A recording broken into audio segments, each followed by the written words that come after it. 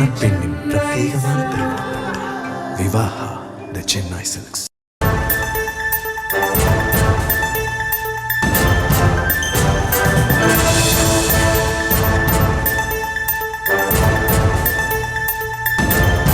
அண்மை செய்தியை பார்த்து வருகிறோம். திருச்சியில் அரசு பொது மருத்துவமனையில் பிறந்து 3 நாட்களே ஆன ஆண் குழந்தை கடத்தப்பட்டிருந்த நிலையில் இது தொடர்பாக தாவேக தலைவர் விஜய் கேள்விகளை எழுப்பியிருக்கிறார். அது தொடர்பான அண்மை செய்தியை பார்த்து வருகிறோம். கூடுதல் விவரங்களோடு இணைகிறார் நம்முடைய செய்தியாளர் ஜெரி. ஜெரி, வணக்கம். விரிவான விவரங்கள். வணக்கம். திருச்சி அரசு பொது மருத்துவமனையில் குழந்தை கடத்தி சென்ற சம்பவம் தொடர்பாக தாவேக தலைவர் விஜய் கண்டன அறிக்கையை வெளியிட்டிருக்கிறார். அதில் மக்களுக்கான அரசு என்று மார்பத்திக் கொள்ளும் இந்த ஆட்சியில் அரசு பொது மருத்துவமனையிலேயே ஒரு தாயின் மடியிலிருந்து குழந்தை பறிபோகும் அவல நிலை என்பது ஏற்றுக்கொள்ள முடியாதது.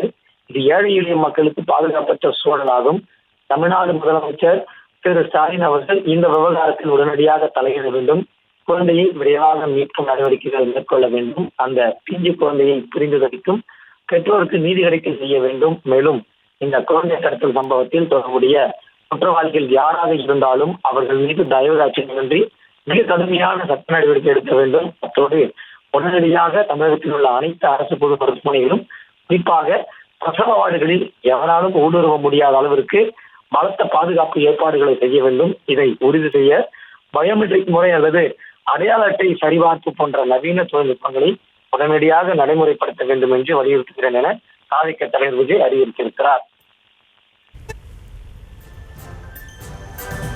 விவரங்களை வழங்கியமைக்கு நன்றி ஜெரி. மணப்பெண்ணின் பிரத்யேகமான திருமணம் விவாஹா தி சென்னை சில்க்ஸ்.